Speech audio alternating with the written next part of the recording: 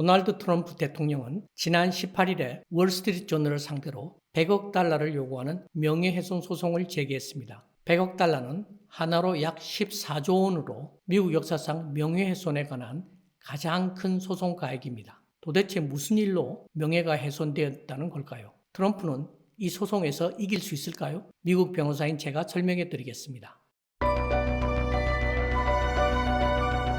트럼프 대통령이 요구하는 높은 관세 때문에 한국을 포함한 전 세계가 큰 혼란을 겪고 있는 요즘 미국 국내에서는 앱스타인 파일 문제로 논란이 진행 중입니다. 미국의 보수적인 경제 전문 일간지 월스트리트 저널은 제프리 앱스타인의 2003년 생일에 트럼프가 여성 나체 스케치를 그린 편지를 앱스타인에게 보냈고 하루하루가 멋진 비밀이 되기를 이라고 편지에 적었다고 보도했습니다. 트럼프는 나는 그림 같은 거 안 그린다. 그건 내 말투가 아니다. 라며 보도 내용이 가짜뉴스라고 주장합니다. 트럼프는 월스트리트 저널이 보도 하루 만에 플로리다주 연방법원에 월스트리트 저널이 발행인인 다우존스, 모기업인 뉴스코프, 루퍼드 머덕 명예회장, 그리고 기자 2명을 상대로 무려 100억 달러의 명예훼손 소송을 제기했습니다. 이에 대해 월스트리트 저널은 해당 편지와 그림을 확인했다며 보도는 정확하다고 정면 대응하고 있습니다.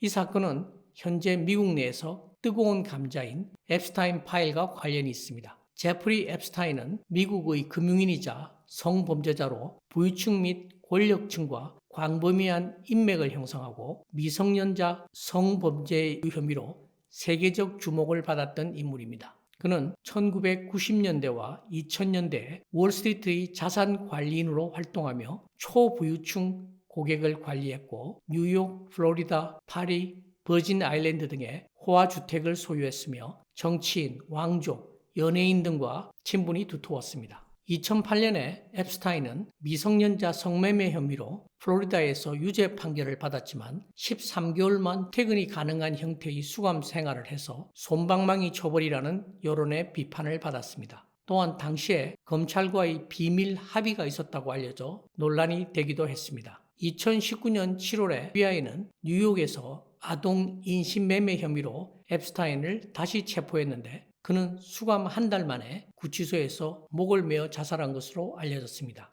그러나 그의 사망에 대해서는 당시 CCTV 고장, 교도관의 부재, 부검 결과의 의심스러운 정황 등으로 인해 살해되었다는 루머가 널리 퍼졌고 여러 가지 음모론이 계속 제기되고 있습니다. 제프리 앱스타인에 대한 논란은 2020년에 방영된 넷플릭스의 다큐멘터리를 통해 세계적 이목을 끌기도 했습니다. 앱스타인은 죽었지만 그와 가까이 지낸 유력 정치인들과 부유층의 명단이 존재한다는 루머가 널리 퍼져 있고 이러한 정보를 미국 정부가 은폐하고 있다는 주장이 언론을 통해 계속되었습니다. 이에 연방법무부와 FBI는 조사에 들어갔고 그 결과가 이번 달 초에 발표되었습니다. 법무부는 조사 결과 보고서의 극히 일부만 언론에 공개했는데 앱스타인의 자살을 사실로 인정하고 소위 앱스타인 명단이나 블랙리스트는 존재하지 않는다고 발표했습니다. 하지만 이 발표를 그대로 믿지 않는 여론이 팽배하여 미국 연방하원은 법무부에 보고서의 추가 공개를 요구하고 있고 워싱턴 포스트 등 언론사들은 법무부가 앱스타인 명단에서 트럼프의 이름을 발견했다고 보도했습니다. 트럼프 대통령은 과거에 앱스타인과 친분은 인정하지만 오래전에 관계를 청산했다고 주장하고 있습니다.